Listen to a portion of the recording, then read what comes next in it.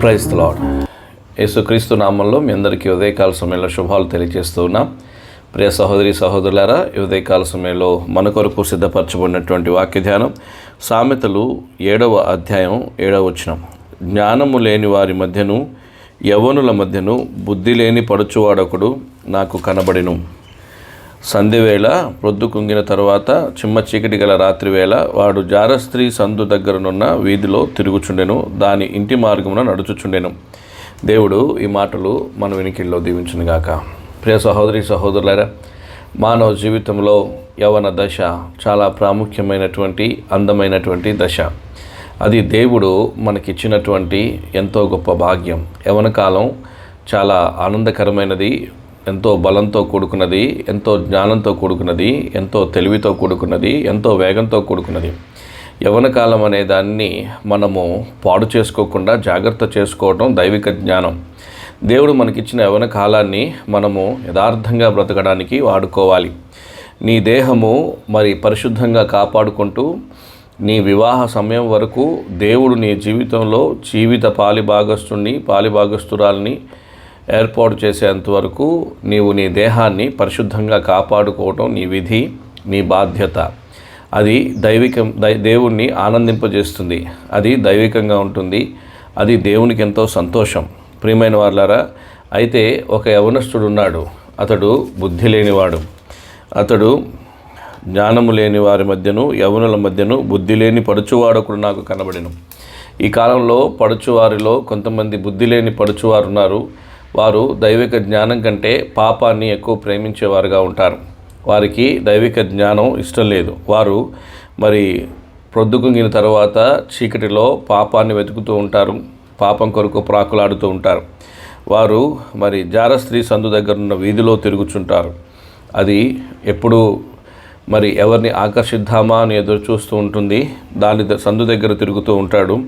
అది చాలా మరి కపటత్వము, అలాగే మరి వేషధారణ కలిగింది. చూడండి 10వ వచనంలో, అంతటా వేషం వేసుకొనిన కపటము గల స్త్రీ ఒకటి వాని ఎదుర్కొని వచ్చెను. ప్రియమైన వారులారా, మనం జ్ఞాపకం చేసుకుంటే వేషము, ఈ లోకములో వేషం వేసుకుని ప్రేమ, లేకపోతే నీవు చాలా గొప్పవాడు అనే వేషం వేసుకుని చాలామంది నిన్ను మెచ్చుకుంటూ నీ చుట్టూ తిరుగుతుంటారు. జాగ్రత్త, వారి వేషధారణకి నువ్వు మోసపోవద్దు. వారు నిన్ను హెచ్చించి ఒకేసారి కింద పడదోస్తారు. వారు నిన్ను గొప్పవారిని చేసి వెంటనే నిన్ను మరి నీచుల్లో చేరుస్తారు. ప్రియమైన సహోదరి సహోదరులారా, జాగ్రత్త. యవ్వనులారా, జాగ్రత్త. మీ యవ్వన కాలాన్ని వ్యర్థం చేసుకోకండి. దైవికంగా పవిత్రంగా కాపాడుకోవటం నేర్చుకోండి. దేవునికి అప్పగించుకుని జీవించడం నేర్చుకోండి. మన దేహాలు దేవునికి ఆలయం కాబట్టి ఆ దేహాన్ని పరిశుద్ధంగా కాపాడుకోవటం మన అవసరం, ఎంతైనా అవసరం. కాబట్టి ఇక్కడ మనం జ్ఞాపకం చేసుకుంటే యవ్వన కాలంలో అది మరి సిగ్గుమాలిన ముఖం పెట్టుకుని అనేకమైన మాటలు మాట్లాడుతుంటుంది, అనేకమైన ముద్దులు పెడుతుంటుంది. 13వ వచనం, అది వారిని పట్టుకుని ముద్దు పెట్టుకునేను, సిగ్గుమాలిన ముఖం పెట్టుకుని ఇట్లా నేను. కాబట్టి ఎన్నో విషయాలు నిన్ను ఆకర్షించడానికి, నిన్ను లాలన చేయడానికి, నిన్ను మురిపించడానికి ఎన్నో రకాలుగా ప్రయత్నం చేస్తుంది. నువ్వు జాగ్రత్తగా ఉండాలి. నీ యవ్వన కాలాన్ని హరించడానికి, నీ జీవిత బలాన్ని హరించడానికి, నీకున్న ధైర్యాన్ని హరించడానికి, నీకున్న సెల్ఫ్ కాన్ఫిడెన్స్ని హరించడానికి పాపం సిద్ధంగా ఉంటుంది.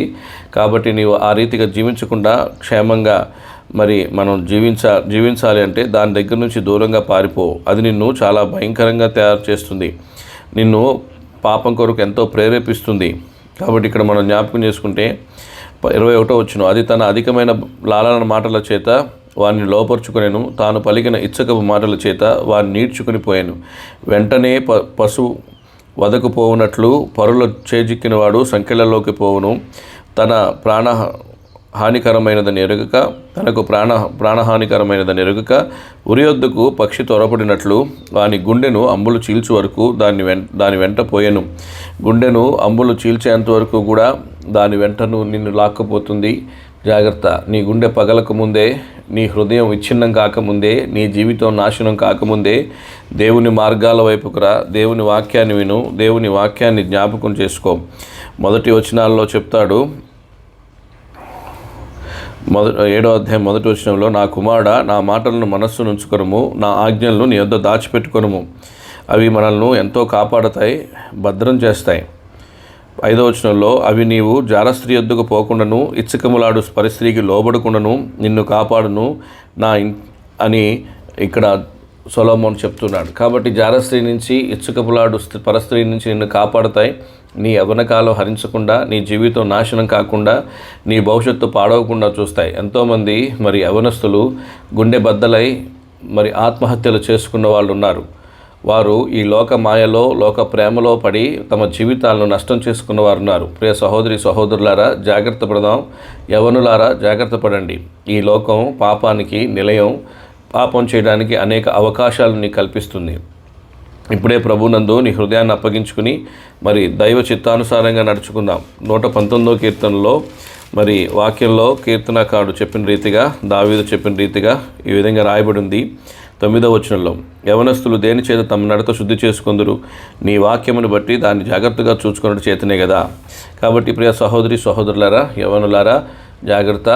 మీరు మరి వాక్యాన్ని జాగ్రత్తగా చూసుకొని మిమ్మల్ని మీరు శుద్ధి చేసుకోండి. మీ నడతలు శుద్ధి చేసుకోండి. మీ హృదయాన్ని శుద్ధి చేసుకోండి. దేవుడిచ్చే అవకాశాన్ని వ్యర్థం చేసుకోవద్దు. మరి పురుషులని, స్త్రీలని వారి వెంట పడద్దు, వారితో సాంగత్యం కోరవద్దు. దేవుడు నీ కొరకు ఏర్పాటు చేసిన వారు నీ వద్దకు వస్తారు. నీ సమయంలో, దేవుడు ఏర్పాటు చేసిన సమయంలో నువ్వు వారితో ఉంటావు. కాబట్టి దేవుని సమయం వరకు వేచి ఉండు. నువ్వు తొందరపడద్దు. ఏ విషయంలో కూడా తొందరపాటు నిర్ణయం తీసుకోకుండా యథార్థంగా జీవించినట్లు దేవునికి నీ హృదయాన్ని అప్పగించుకో. వాక్యం చేత నీ నడతను శుద్ధి చేసుకో. దాన్ని జాగ్రత్తగా చూసుకొని నీ హృదయాన్ని శుద్ధి చేసుకో. దేవుడు మిమ్మల్ని దీవించునుగాక. దేవుడి మాటలు మన నికిల్లో దీవించునుగాక. ప్రార్థన చేసుకుంటాం. మహాకృపణ తండ్రి, మహోన్నతుడైన దేవ, బహు పాప భూయిష్టమైన లోకములో మేము జీవిస్తూ ఉన్నాం. దయచూపండి. మా హృదయాలను, మా శరీరాలను భద్రం చేసుకోవడం మాకు నేర్పించండి. మరి ప్రాముఖ్యంగా యవనేచ్ఛల నుండి నీ బిడ్డలను కాపాడండి. తిమోతికి పౌలు చెప్పినట్లు యవనేచ్ఛల నుండి పారిపోము మా ప్రభా. అటు రీతిగా పారిపోయి వాక్యాన్ని, పరిశుద్ధతను, పవిత్రతను, నీతిని మా ప్రభా తండ్రి విశ్వాసాన్ని వెంటాడున్నట్లు నీ బిడ్డలకు నేర్పించండి. చెప్పబడిన వాక్య భాగము నీరుగట్టి ఫలింపజేస్తురండి. ఈ పరిచర్య మా ప్రభా అనేక మందికి విస్తరించినట్లుగా ఆశీర్వదించండి. అనేక మందికి దీవెనకరంగా ఉన్నట్లు సహాయం చేయండి. అనారోగ్యగ్రస్తుల్ని మీరు స్వస్థపరచండి. నామను మహింపరచుకోండి. నీ వందనములు, స్తుతులు, స్తోత్రములు తెలియజేసుకుంటూ మా ప్రభా నీకే స్తుతులు చెల్లిస్తుంది. బిడ్డలు ఈ దినం చేసే పనులన్నింటిలో విజయం అనుగ్రహిస్తురమ్మని యేసుక్రీస్తు ప్రభు వారి శ్రేష్టమైన, శ్లాఘనీయమైన, సార్వభౌమాధికారం కలిగిన నామంలో అడిగివేడి ప్రార్థిస్తున్నాం తండ్రి. ఆమేన్. Praise the lord. దేవుడు మిమ్మును దీవించునుగాక.